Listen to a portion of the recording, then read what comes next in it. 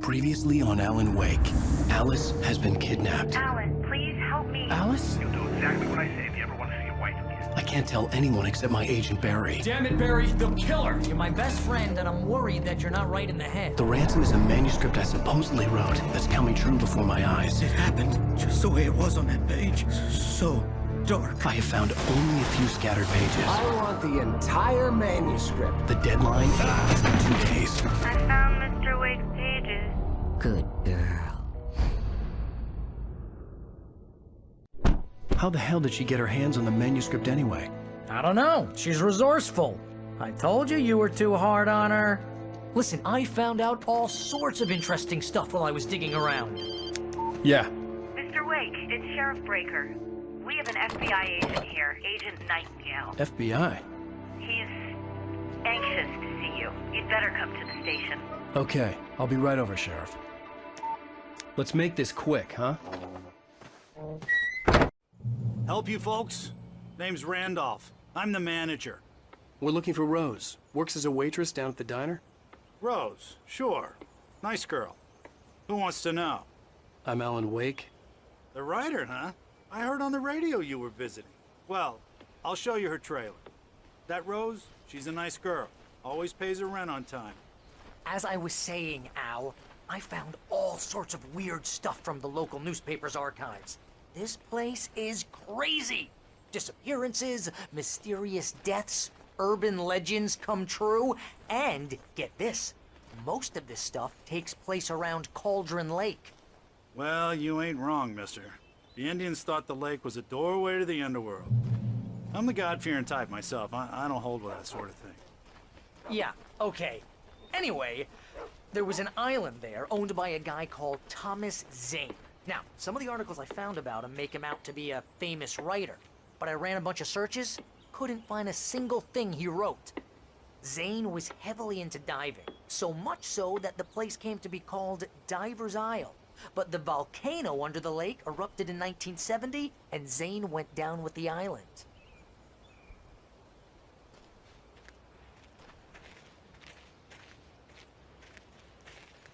Yeah, how about that?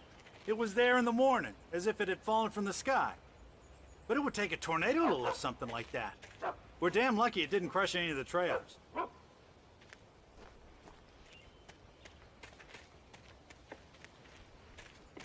Come on, mister. I'll take you to Rose's trailer.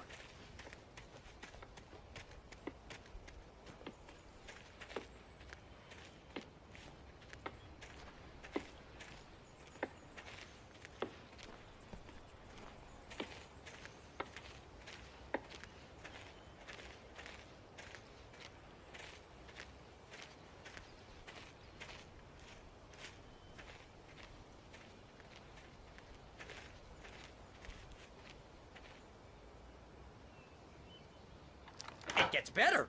A local girl, Barbara Jagger, drowned in Cauldron Lake just a week earlier. They were lovers. Sure, Jagger's a local spook store. The Scratching Hag. Comes for you in the dark. Childish stuff like that. Anyway, Al, I'm just getting to the best part. All of the articles about this stuff were written by Cynthia Weaver. I asked around, and she's that crazy bag lady you met. What, the lamp lady? She can be a little loopy, but she's not homeless or anything. Yeah, anyway, she knew both Jagger and Zane before they both died, and she had some kind of a breakdown.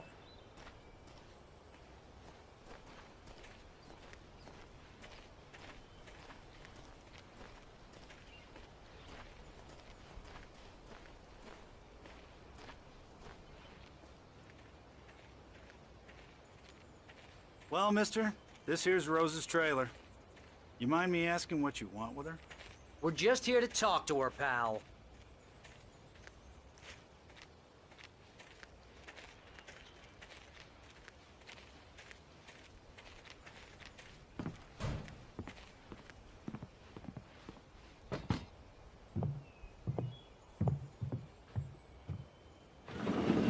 Welcome to... Oh dear, Mr. Wake. I'm so glad you're here. Rose, you have my manuscript? Oh. Oh yes. Yes. Please, come in. Hey, this is really good! Rose, Yes, my manuscript. I really need it. I understand. I know what you need. A muse to inspire you. Oh, for Barry? She doesn't have anything. Yeah, hey, Al? Al, what's... Oh... Barry! What? What?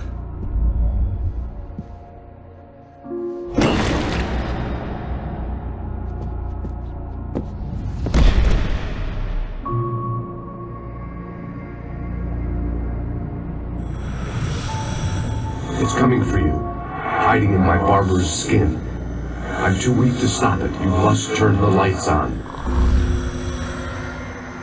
I promised I'd come visit you and your lovely wife. You must finish what you started. I insist.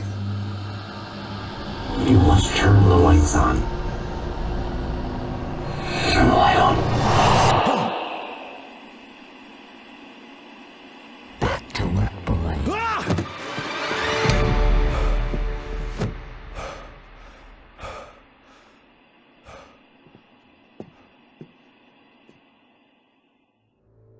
I felt nauseous, hungover. Only anger kept me going. I can't tell reality from dream anymore, but it seems I have an imaginary editor to help me. She's an old woman in a funeral dress. I call her Barbara Jagger. She's very strict. I'm writing faster and faster. My manuscript is being heavily revised. The edits are getting very aggressive, and each day there's less of me and more of her. I hate it, but I know she's right. She promises me I can save Alice this way. She knows more of this than I do. About the complex incantation I'm attempting. About this place. She's worked with another writer under similar circumstances, Thomas Zane. The genre of the story seems to be shifting. It's turning into a horror story. I'm getting close. I can feel it.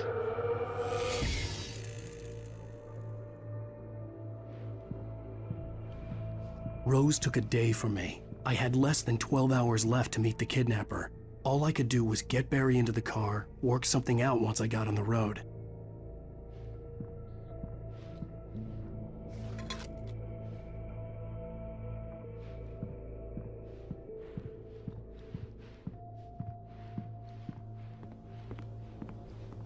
My gun and flashlight were gone. I'd have to find a way to get Barry into the car as quickly as possible. There was no time to waste. Mr. Randolph liked Rose. That little smile she had. How she was still sweet when life had tried so hard to make her bitter. It wasn't any of his business what she did in her trailer. But those strangers, the writer and his smart-ass sidekick, looked like trouble. And they'd been in there for hours, way past her normal bedtime. He reached for the phone and called the sheriff's station.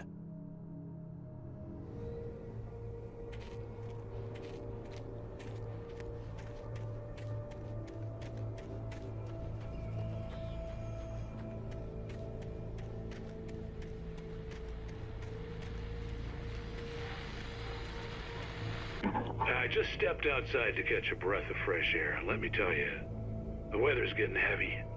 Nights like this make me especially glad I'm here talking to you and not home in bed. Once the weather takes a turn like this, I can't sleep at all. It's all tangled bed sheets and dark thoughts, punctuated by the occasional plunge into nightmare. Is it just me? Well, perhaps it is. But I hope I can make the night a little bit easier to get through. Caller, you're on KBF-FM. Hey, Pat, it's Walt Snyder. What's on your mind, Walt? Well, I am the way you are, but, I can't sleep either, you know? I just been staring out the window here, trying to make sense of it all, but,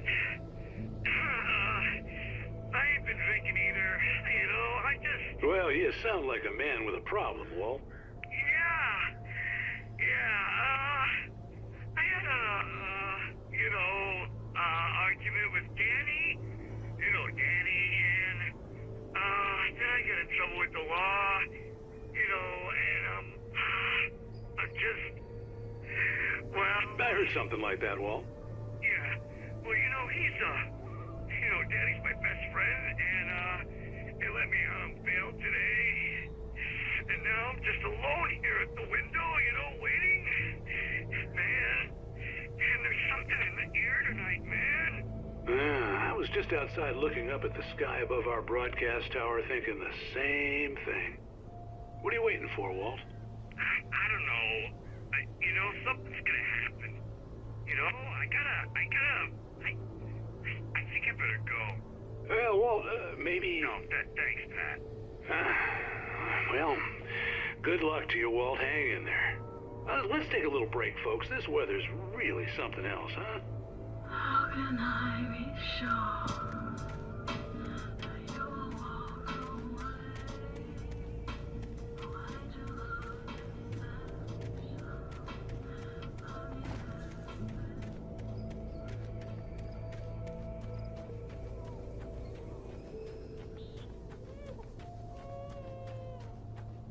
Oh, you're gonna get it now.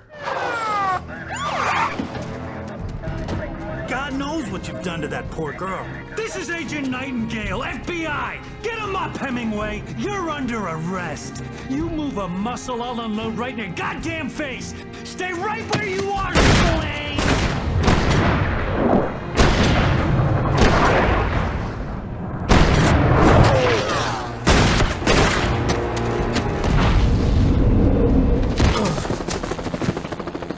What are? I'm standing right here, you goddamn maniac!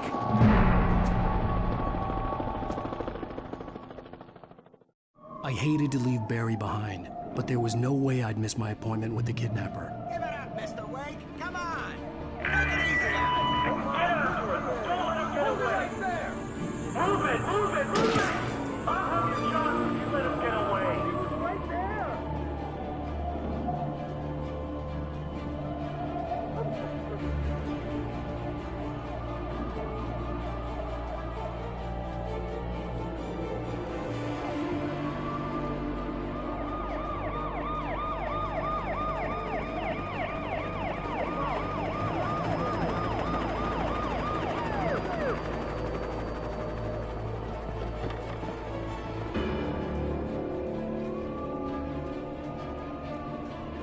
Stop running!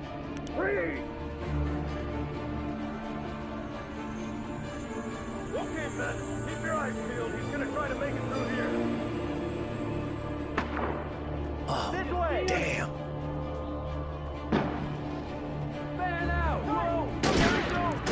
Stop! God damn it! Where'd he go? God damn it! Where'd he go? Look away! Keep an eye out!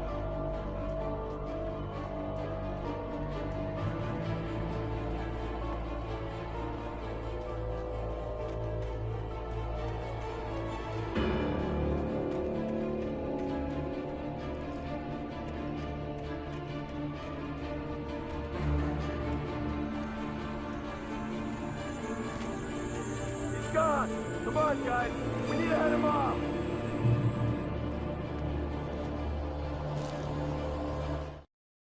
For decades, the darkness that wore Barbara Jagger's skin slept fitfully in the dark place that was its home and prison. It was hungry and in pain. It dreamed of its nights of glory when the poet's writing had called it from the depths and given it a brief, terrible taste of power and freedom. The rock stars had stirred it from the deep sleep the poet had sunk it back to in the end. When it sensed the rider on the ferry, it opened its eyes.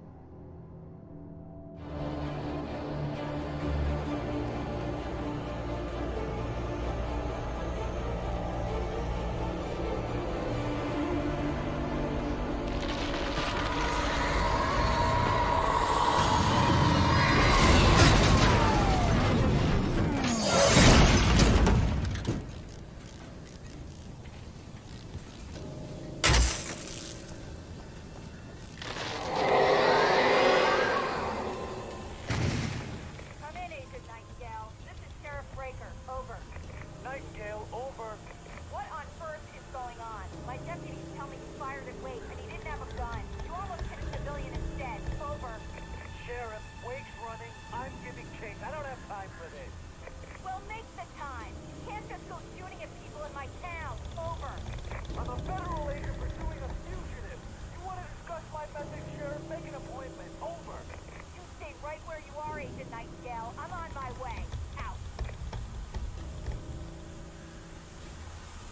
suspect was last sighted running along the gorge that leads westward from the trailer park. All units are advised that the suspect may be armed. Approach with caution. James out.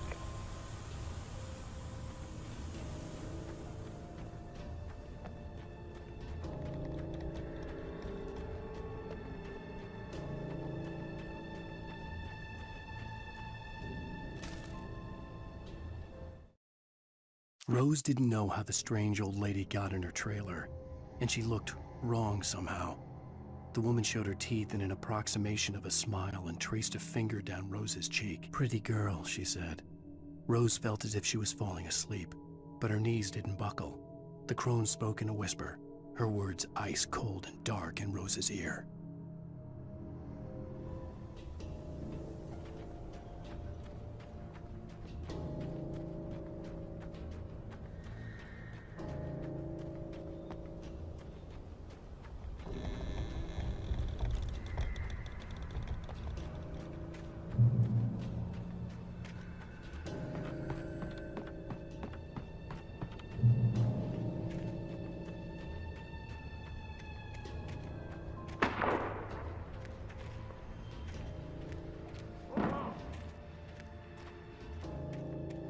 Search the area.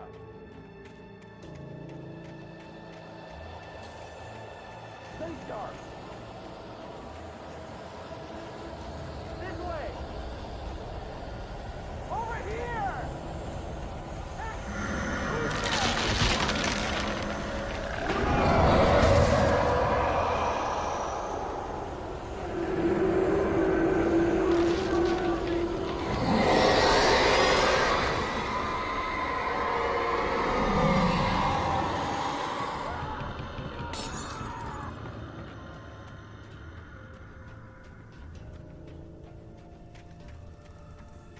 This horror was everywhere I went, circling me.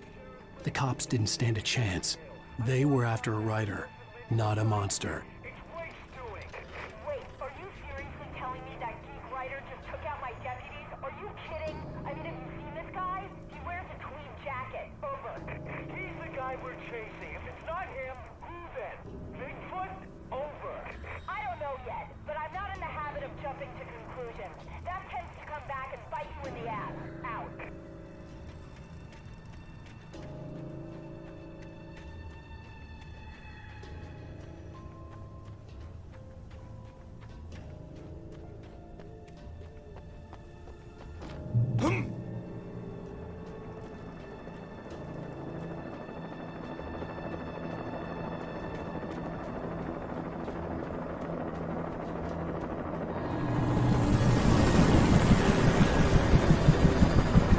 You on the ground. Hold it right there.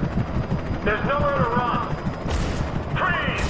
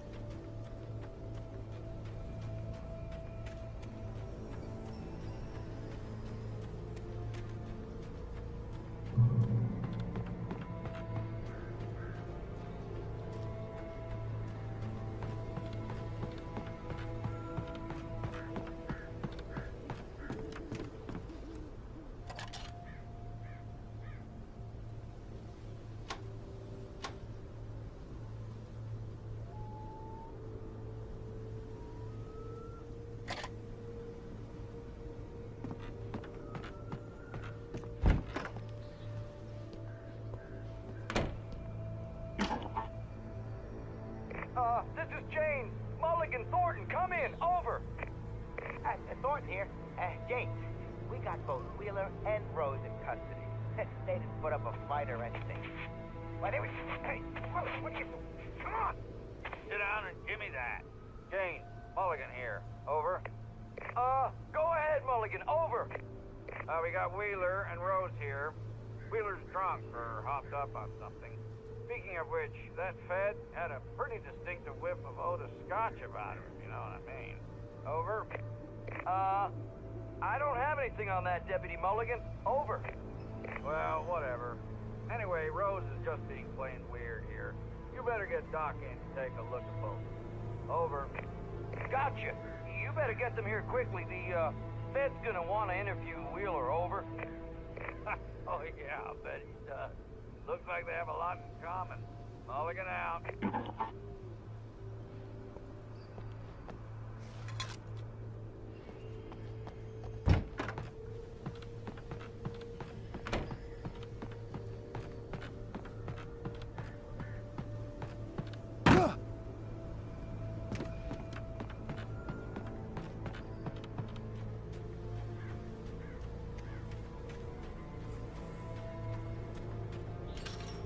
I imagined that the broadcast tower in the distance was part of the local radio station. Maine seemed like a decent guy. Perhaps he could give me directions to the coal mine.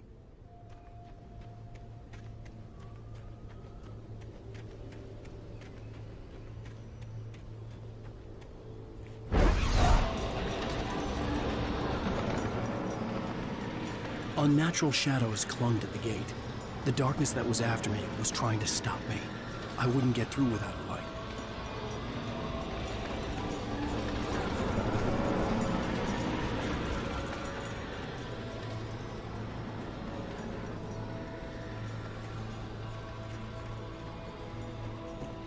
There was no power to the searchlight.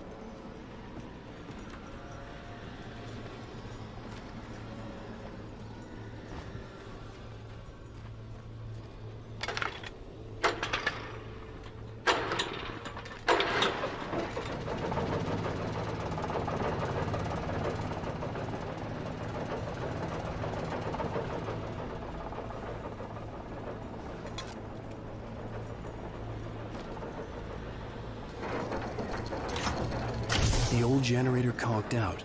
I'd have to see if I could fix it and try again.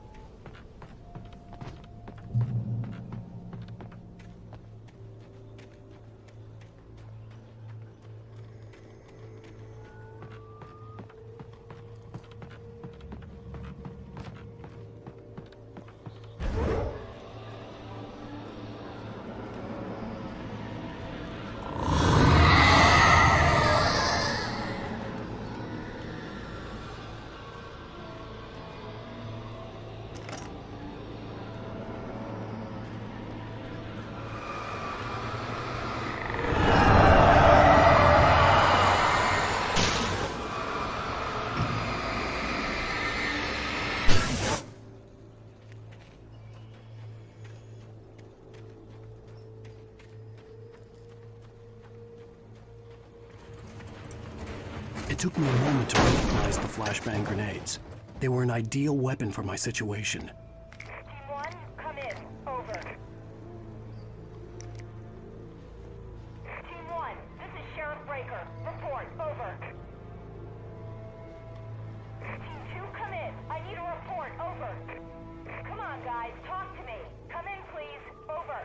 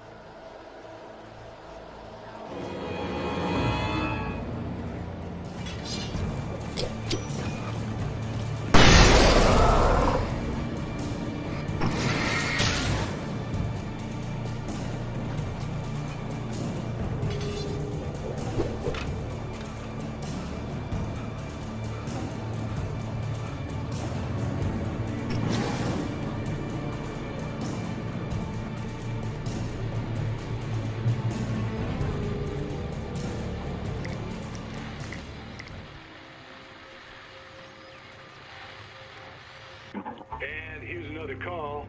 You're on KBF-FM with Pat Maine. It's Milt Peabody, Pat. What's on your mind, Milt? Well, I live near the trailer park, Pat, and there's a big ruckus going on over there. Well, that's just up the road from me, too.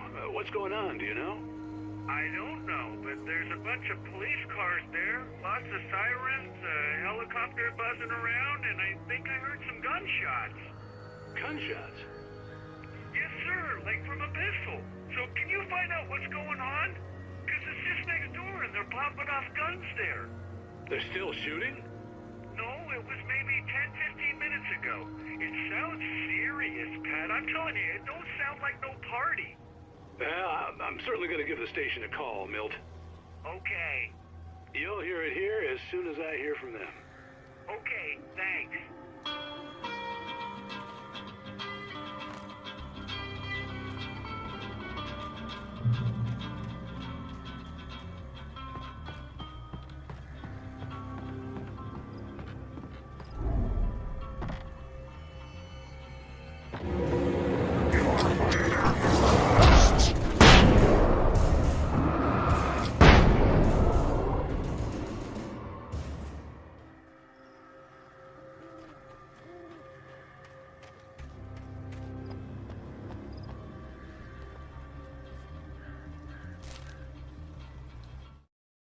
Touched by the dark presence, Rose was lost in a dreamland where everything was drawn in black and gray crayons.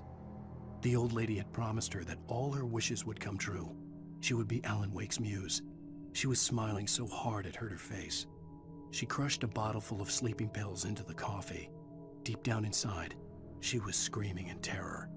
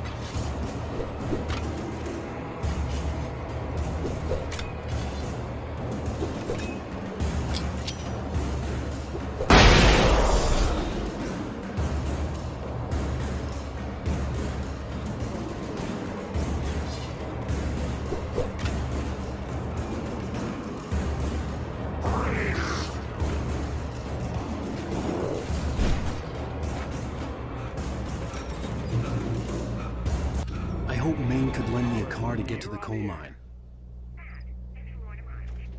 Oh, why, hello, Lorna. What do you have for us? Well, I just don't see why the cops bother with the trailer park. What do you mean? It's a trailer park. Of course you wouldn't have trouble in a place like that. I mean, what do you think? Where to find those people? Well... Let the trash sort themselves out. I'm sorry, but my granddaddy settled in Bright Falls in 1911. Well, thank you very much for that, compassionate viewpoint, Lorna.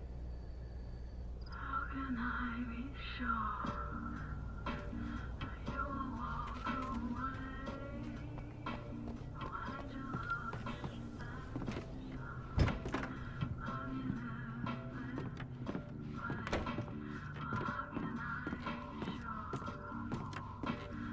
Oh, here's a little surprise. The famous writer Alan Wake just walked in. Folks, I'm going to see if I can talk him into an interview. Come on in, Mr. Wake. Oh, I'm so glad you could find the time to do this, Mr. Wake. Nowhere to run now, Dan Brown. You back away from me. Don't hurt. Whoa. Everyone calm down. Put the gun down. We're all friends here, right? Cool your jets, Nightingale. We got him. What the hell's the matter with you? There's a civilian in there.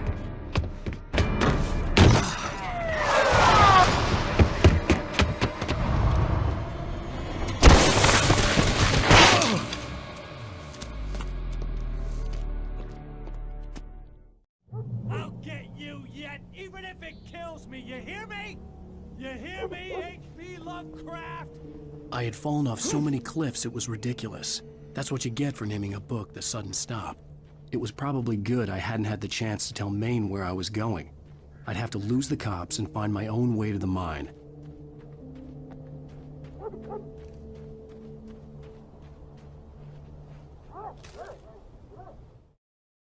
Nightingale stared through the broken studio window into the dark woods.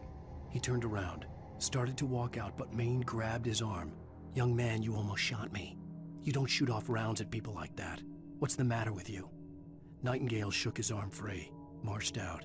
His cheeks burned with rage and humiliation.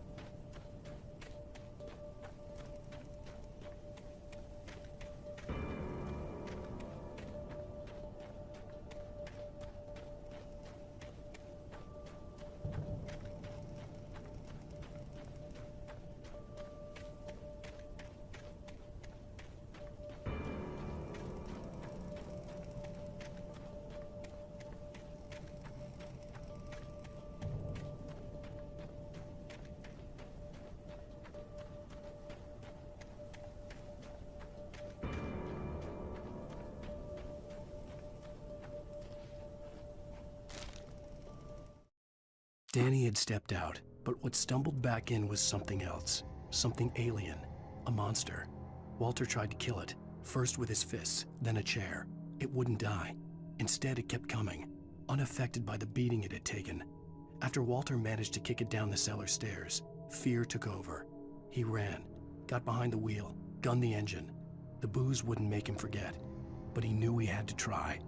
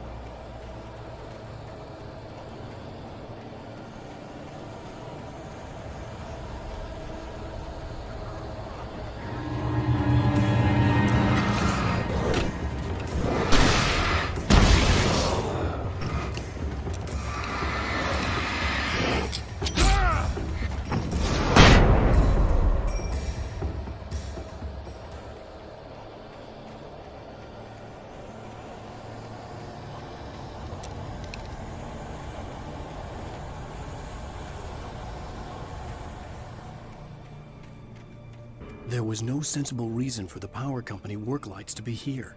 It was almost as if they'd been left for someone like me to use.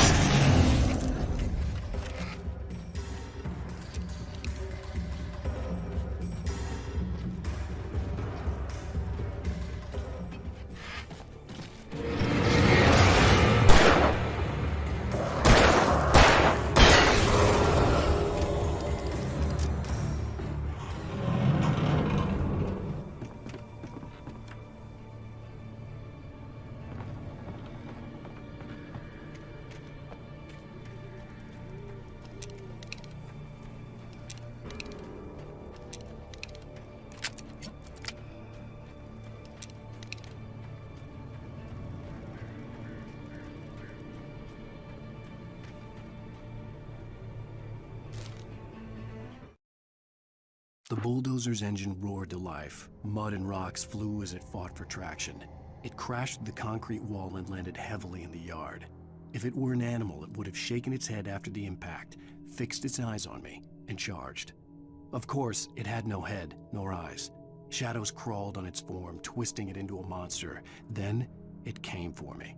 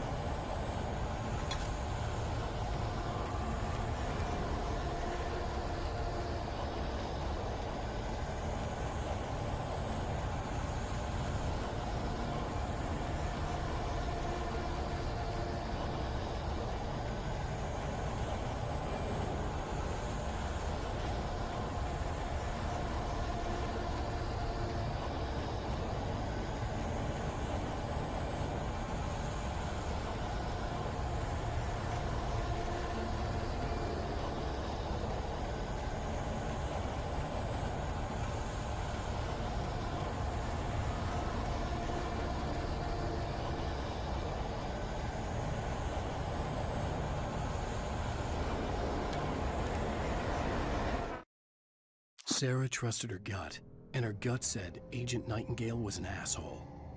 He felt wrong, and it wasn't just the smell of stale booze. It was in the way he flashed his badge, pulled rank, the look in his eyes when he wanted answers. Where was Alan Wake? What was this about an accident? Where was his wife? And most importantly, why did she let Wake go? He wouldn't answer her questions. Federal business was all he'd say.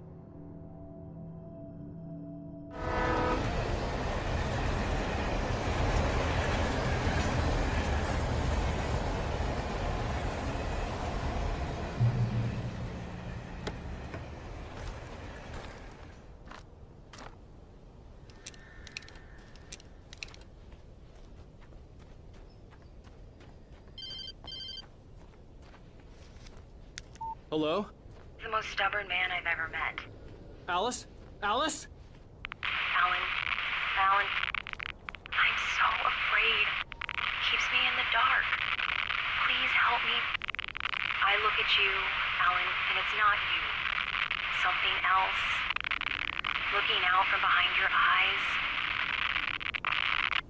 Alice, I'm here. I'm so alone here.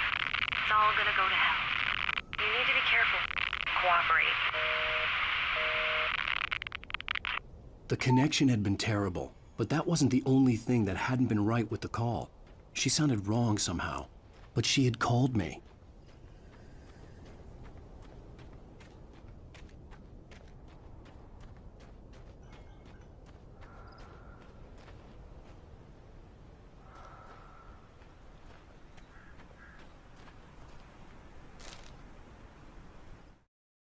The pipe wrenched itself loose from the bridge's steel framework.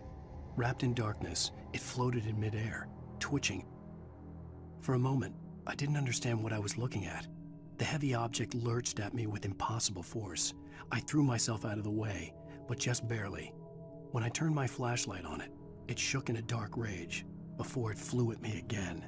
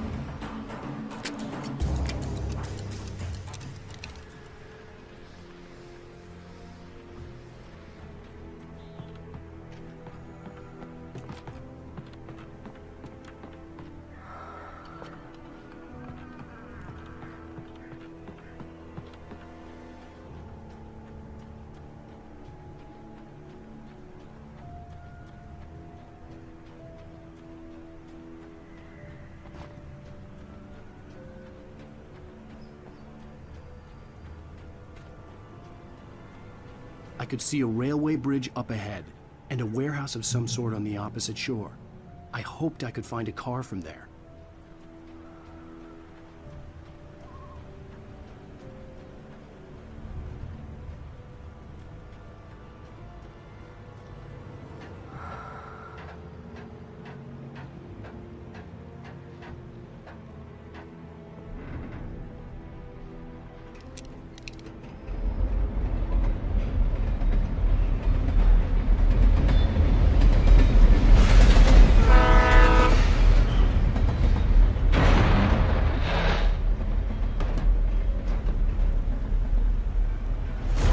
That was pursuing me was growing stronger, and it was taking over everything in its path.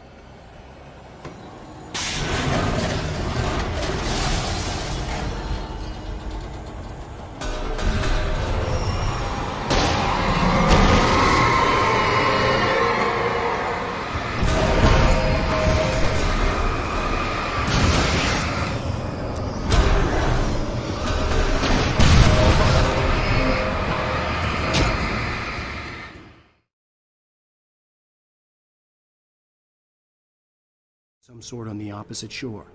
I hoped I could find a car from there.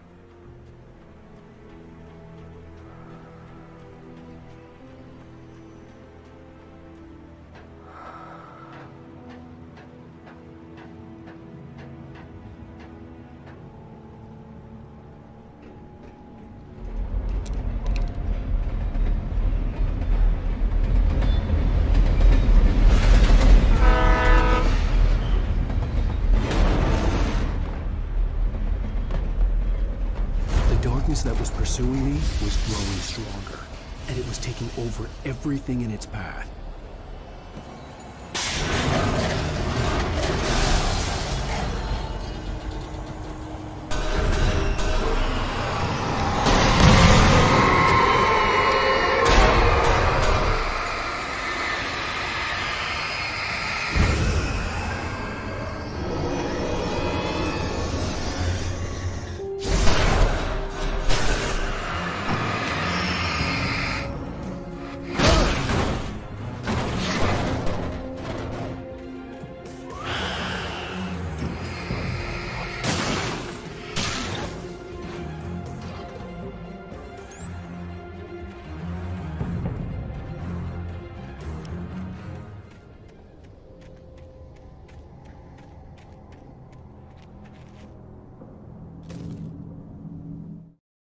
I slammed the door shut right in his smug face. He pleaded for me to open the door. True to form, the asshole actually thought I would obey. I had no sympathy left, no guilt either, not for him. I took a moment to savor the scream. I bet I had a smile on my face. It was all that I had time for. The dark presence was inside the lodge with me.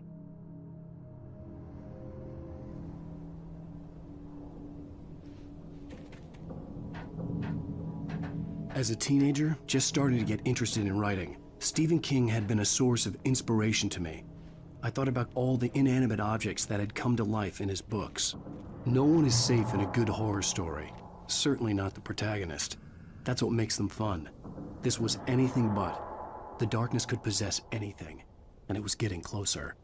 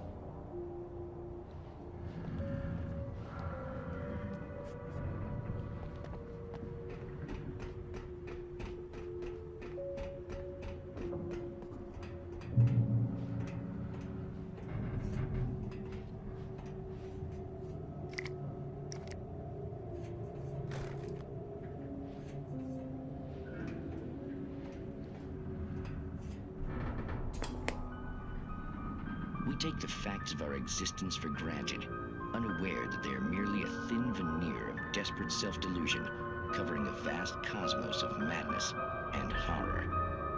All too often, the stars are right. In Night Springs. Tonight's episode, A Family Occasion. Journalist Alvin Derleth's trip to study the local customs of an insular community in Night Springs has been less than successful. Until tonight. Well, I'm glad you changed your minds about this. Ancient customs, local mythology. My editor loves this kind of stuff. Well, Mr. Derleth, we don't want to feel like we're on exhibition. But you have demonstrated the seriousness of your intent.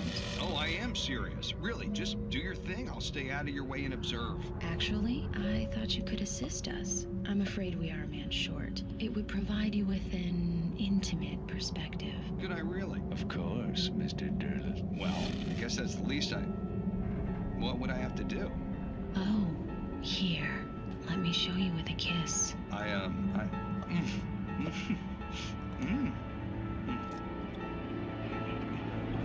What did you add?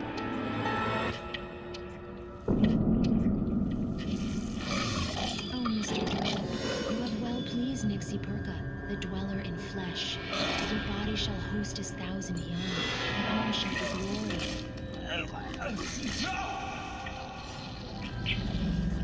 Shh, darling, be calm. Shh. Alvin Derleth learned a harsh lesson. If you go looking for mythology, it may come looking for you. And such quests always bear fruit. In Night Springs.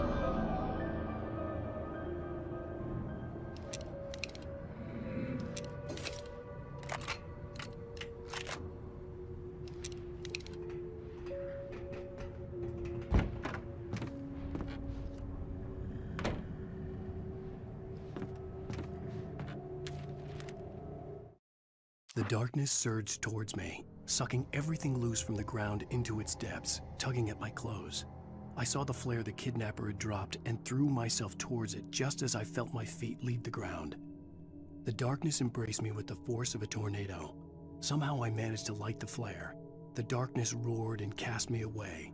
I fell toward the dark waters of the lake far below.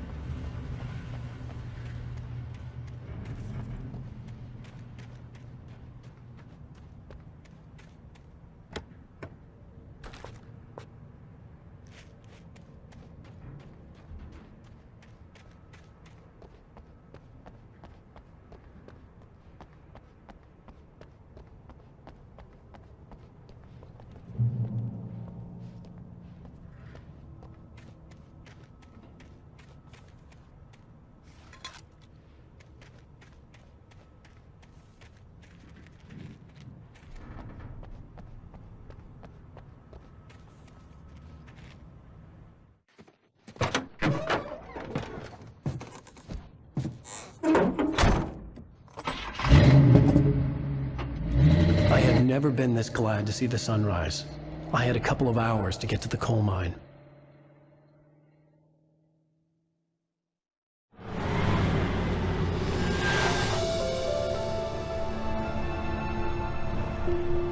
The coal mine wasn't far now.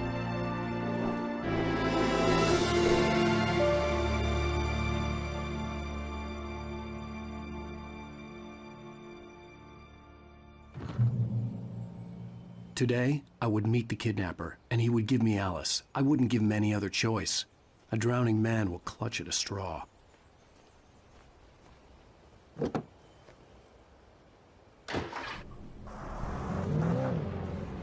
Little by little, without realizing it, I'd come to believe that the story in the manuscript was coming true.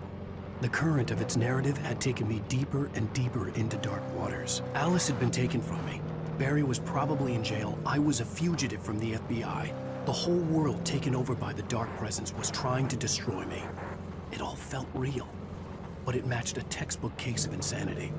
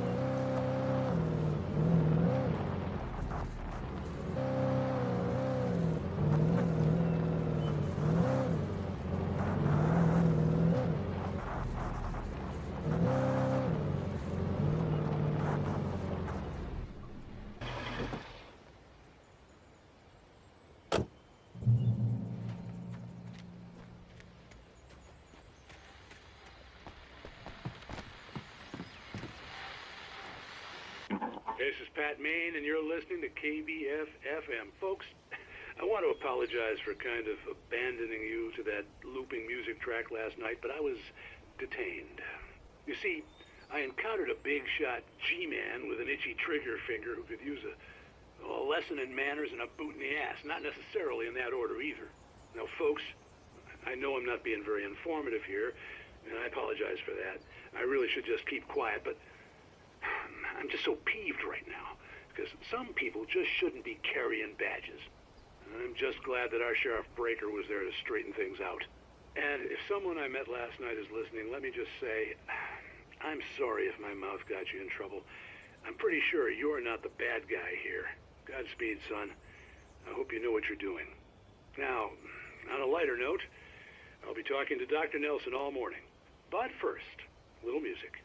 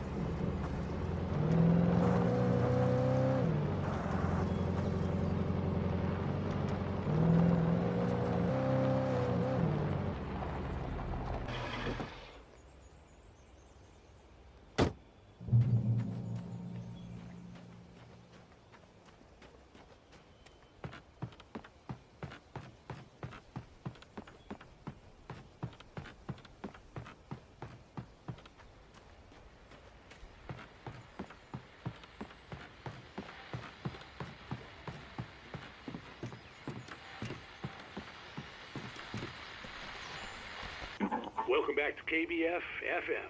Hope you enjoyed that tune. Now, Doc, you were talking about life and finding that special someone, that soulmate. Well, you were talking about that. I was saying I don't buy it. Oh, see, to me, that's strange, because I always pegged you as a hopeless romantic. You got me there, Pat. But I think love's where you look for it. And you need to do a lot of looking, sure. But the idea that there's that one special person out there for you, and if you miss that chance, it's gone forever, and you're forever incomplete. I mean, isn't that depressing? Or, heck, childish even? There's plenty of fish in the sea. And apparently a fisherman has a fishing analogy for everything, but what you're saying, isn't that a little harsh? Well, no. What I am saying is that your potential for finding that connection isn't limited to what's essentially a chance encounter. How is that harsh? Yeah, well, I guess that's a nice thought, but let me say something personal here. Okay. Now, well, I don't disagree with you exactly, but I can't really fit that together with what I feel, what I felt for someone, because she was the one. She was. And I let her drift away from me. Maybe I didn't put in the work, I don't know, but, well, since then, and it was a long time ago, but since then there hasn't been anyone, not like her. And I'm not saying I dwell on her or haven't moved on. I like my life. I'm not living in the past, but I do miss the way she completed me. You can't argue with the heart, Pat. I'm sorry, folks. I had kind of a scary experience last night, and let's just say it's shaken a few things loose.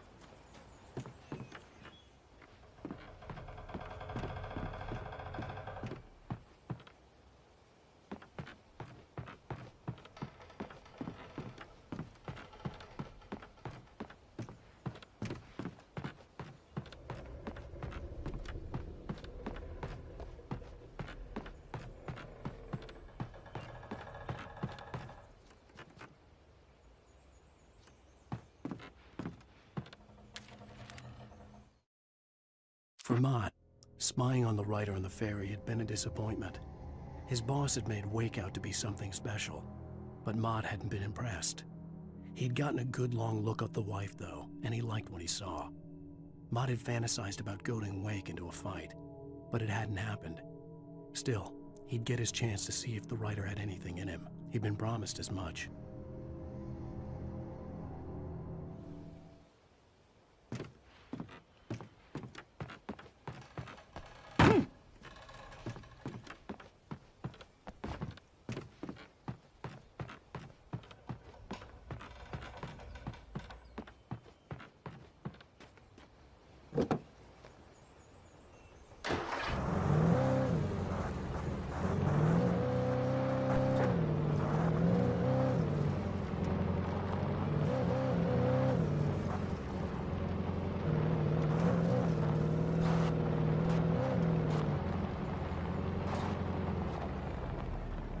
I was early.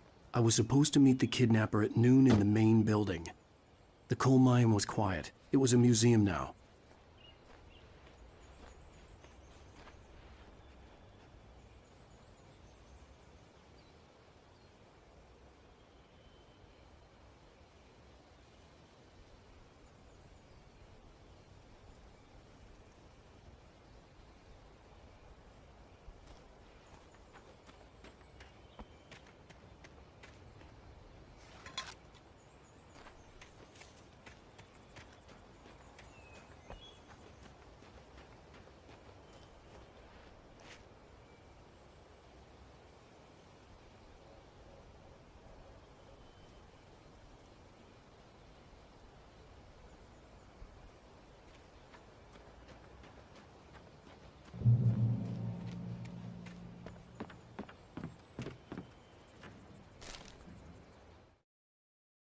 With Nightingale gone and the night wind blowing in through the broken studio window, Maine stared at Sarah. The sheriff looked away. Maine's voice shook with barely controlled anger. That boy's doing more drinking than thinking. I hope you know what you're doing, Sarah. He's got a sickness in his eyes. You take my word for it. He wants Wake for a reason, and it's not for anything good.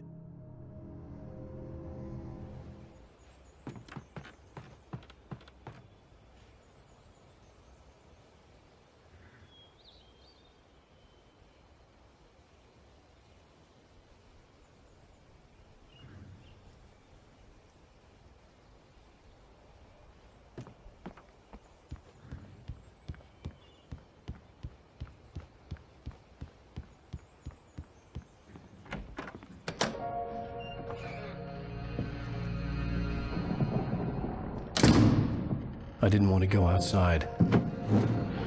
Cops had to be looking for me. The noon sun turned the place into a sauna. The day dragged on. Different scenarios ran through my mind. Ways of how I'd torture the kidnapper to get Alice back. Or the different horrible things he could have done to her. I imagined her dead. I had no way of knowing she was still alive. It was killing me. I was running on blind hope. It was all a waste of time. The bastard never showed up.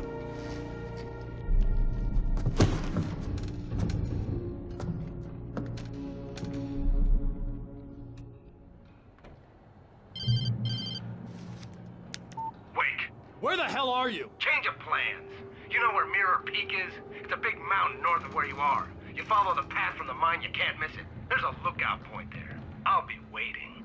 I'm through being jerked around by you. You want to see your wife alive? Because if you do, you better watch what you say to me.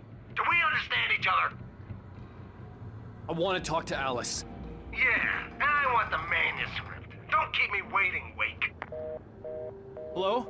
Hello! Ah! I'm gonna kill him! I had to get to Mirror Peak.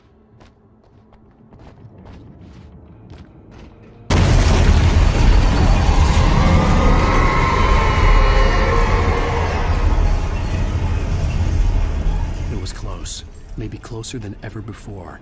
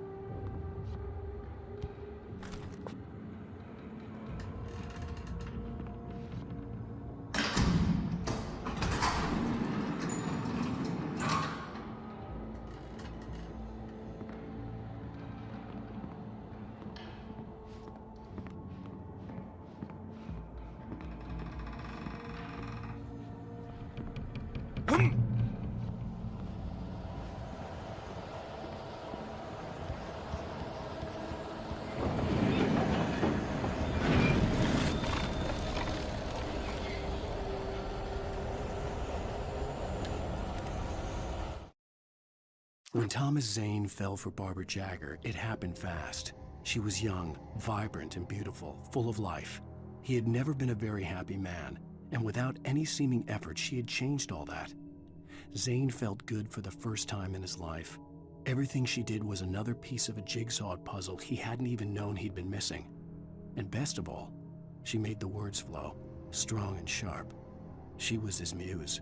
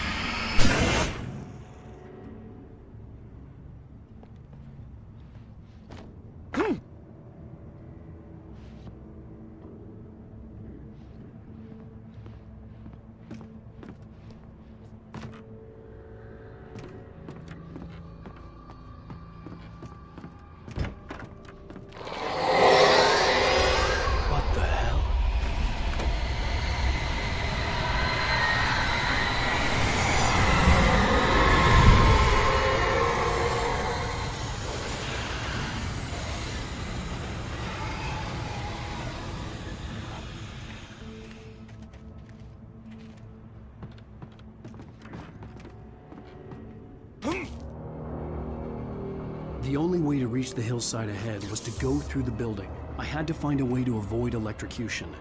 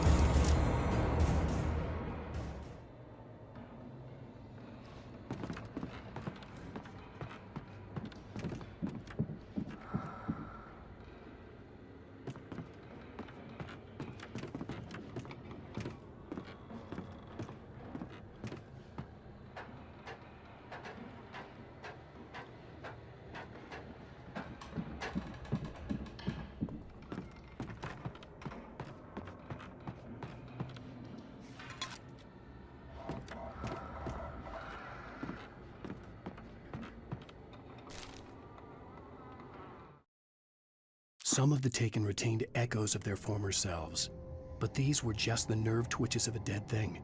Nothing remained but a shell covered and filled with darkness. In most cases, these puppets were enough for the purposes of the dark presence. But for anything more elaborate, as with the writer, it was different. It needed his mind. And so rather than taking him over completely, it merely touched him.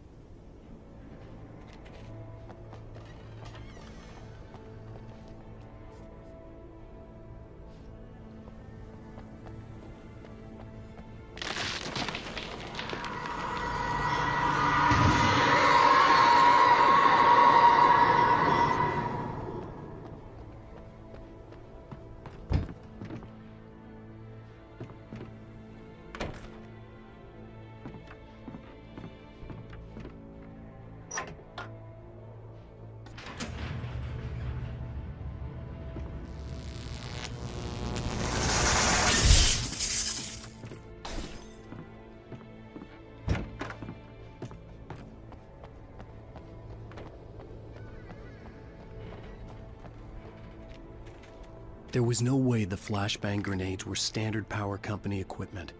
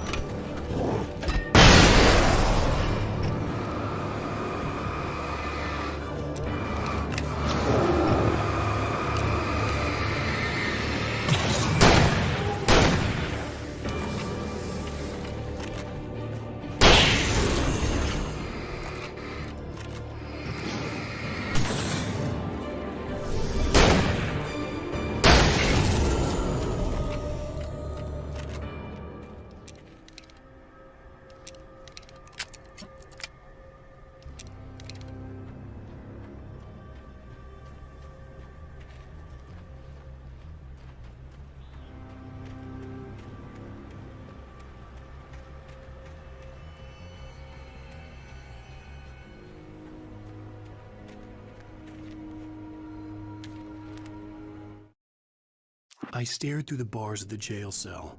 Barry stood behind me, swaying on his feet, looking as ill as I felt. Agent Nightingale stood on the other side of the bars with Sheriff Breaker. Nightingale had a stack of manuscript pages in his hand. He seemed unhinged as he gloated. "Well, I've got you now, Raymond Chandler. It's all here, all the evidence, including conspiracy to murder a federal agent."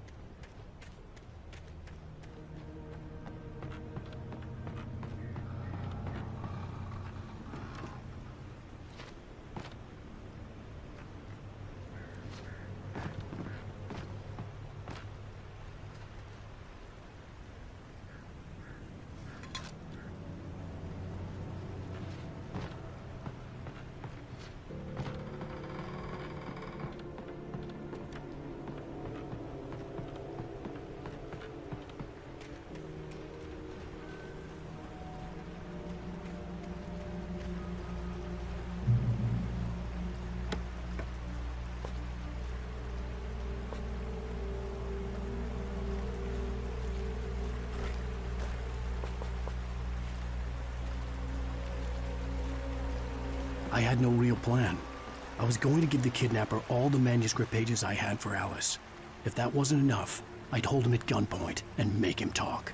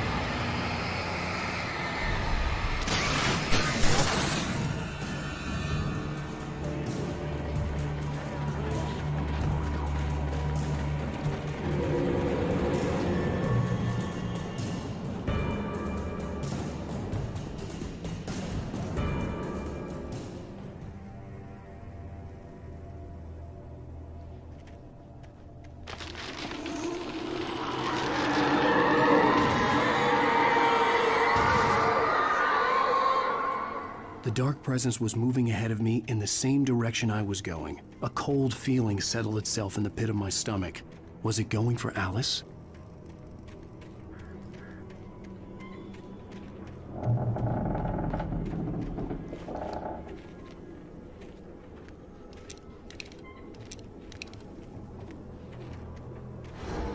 The graveyard shift may cause cancer.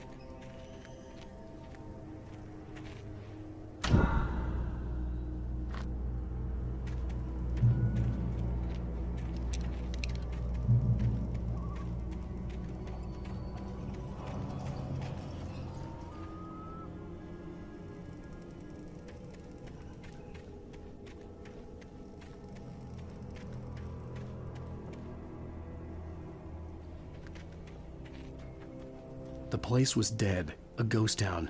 Had been for decades, maybe a century.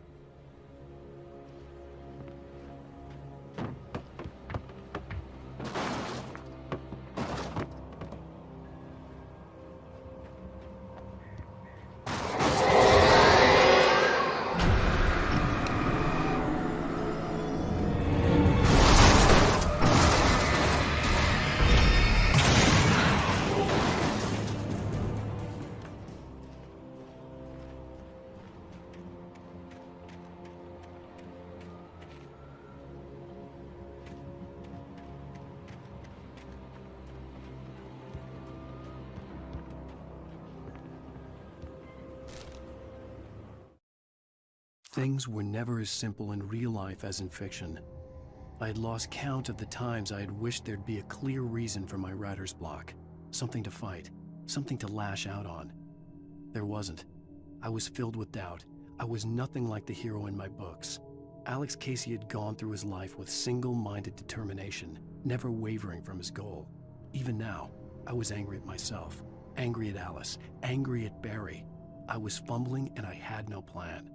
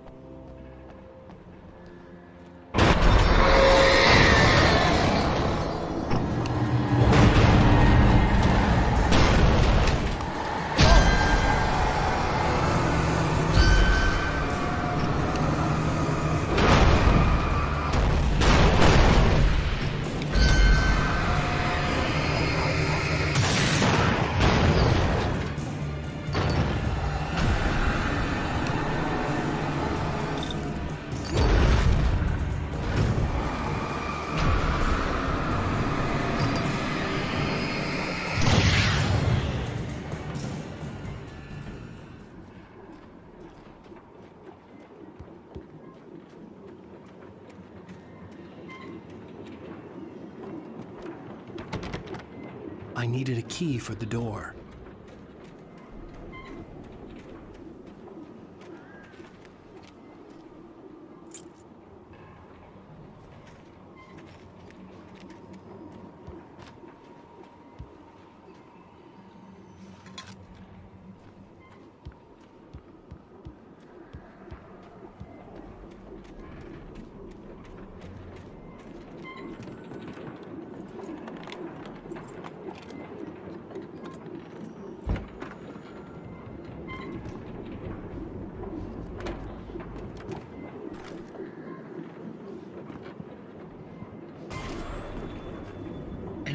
outside of writing is a struggle.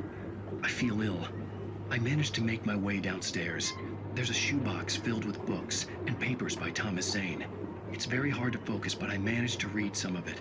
He's a poet, and a good one. He writes of muses and creators summoning fabulous things from a magic lake, using his powers to shape the world of a realm of gods and dreams and demons, dark things that wait for a chance to slip through, wearing the flesh of men as disguise. Zane writes about himself, his girlfriend being taken over by a dark presence, about growing scared of the lake. Zane believes it's a mirror to the gaping void of darkness above, where some Lovecraftian presence lurks. I crawl back upstairs. I'll borrow these things for my story. They ring true. They fit.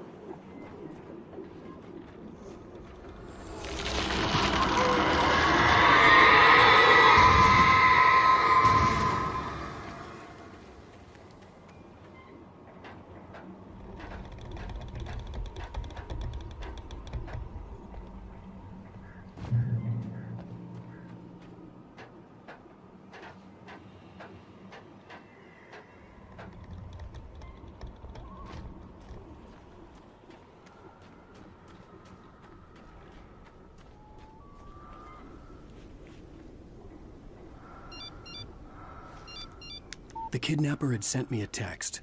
The message was full of spelling errors and insults. It was telling me to hurry up.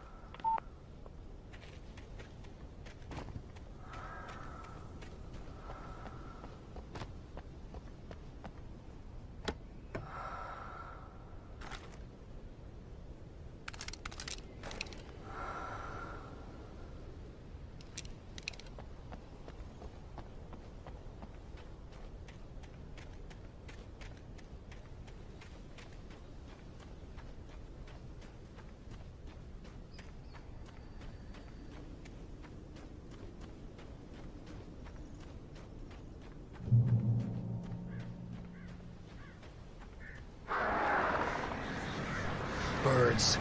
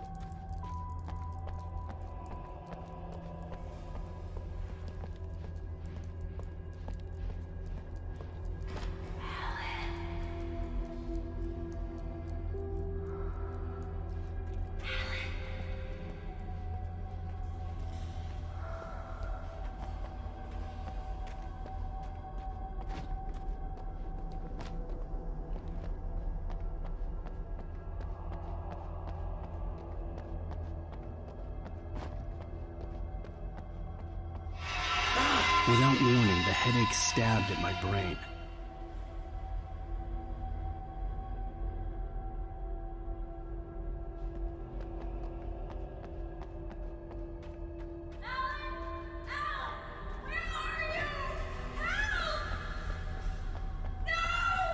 Alice? Alice?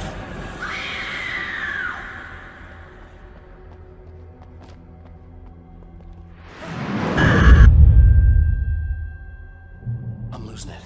I gotta get out of here.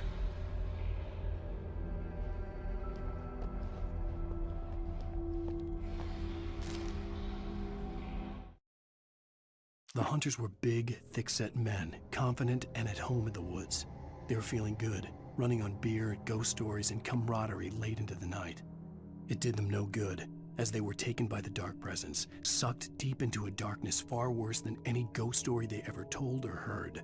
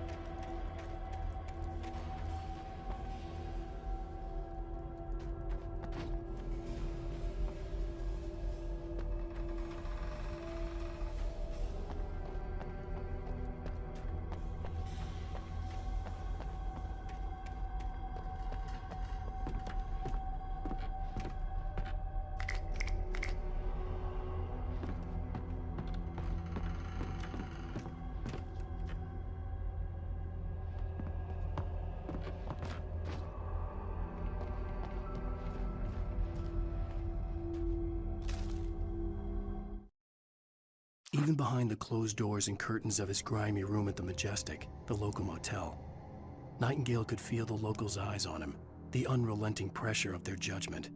He forced it out of his mind. For all he knew, they could all be under Wake's spell already. You do what you have to do to get the job done. He took comfort from the bottle in his hand. Please, he thought, just let me get through this.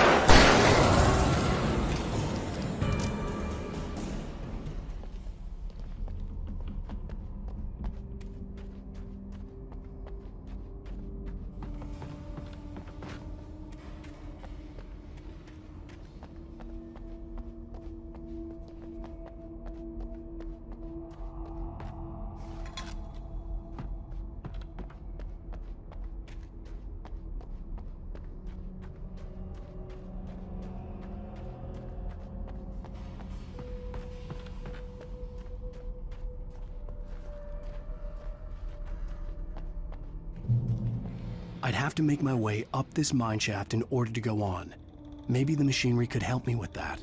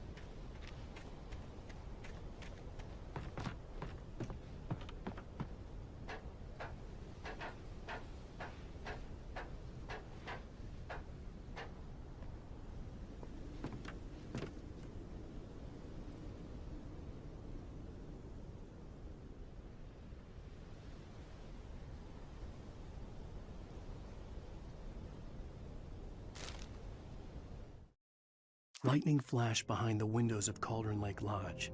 Tor Anderson laughed and held the steel hammer above his head. Nurse Sinclair was trying to calm him down without success. Tor grinned madly and shouted, "My hammer's up. Here's a friendly poke from Molnir, wench." He brought the hammer down with all his might on Sinclair's head. "We're on a comeback tour, baby."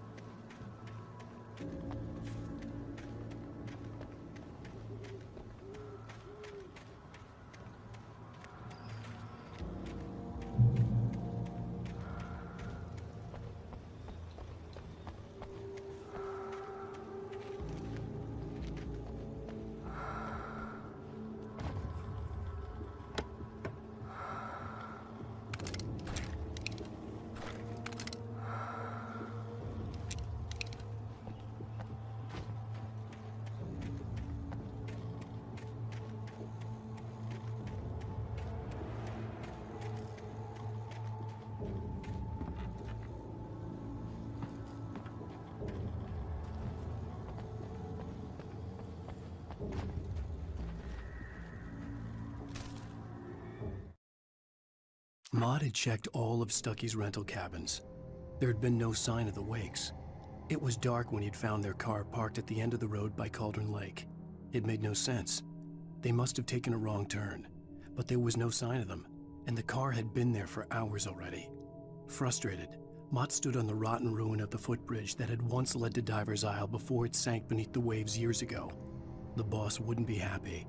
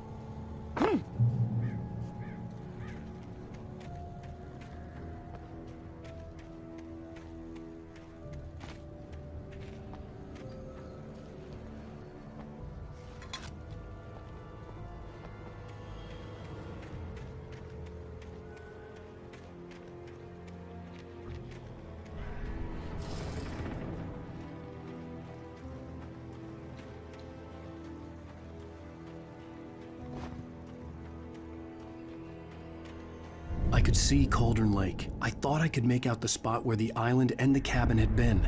There was a light near it. It had to be a boat.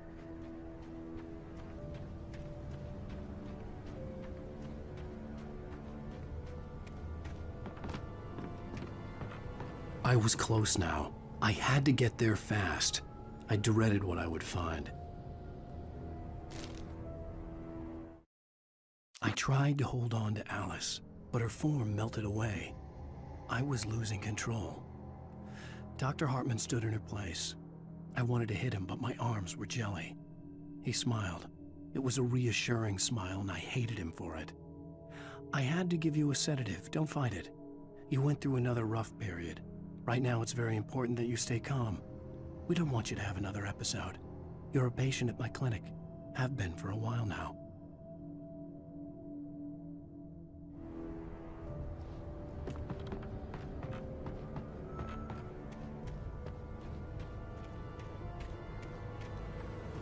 Wait! Are you? Wait! Hey, I'm here! I'm coming!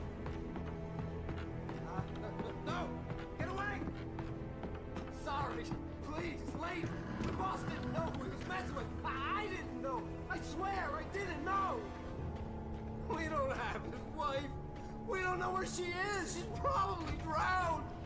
We just said we had her to make him play ball. You see? To get him writing for us.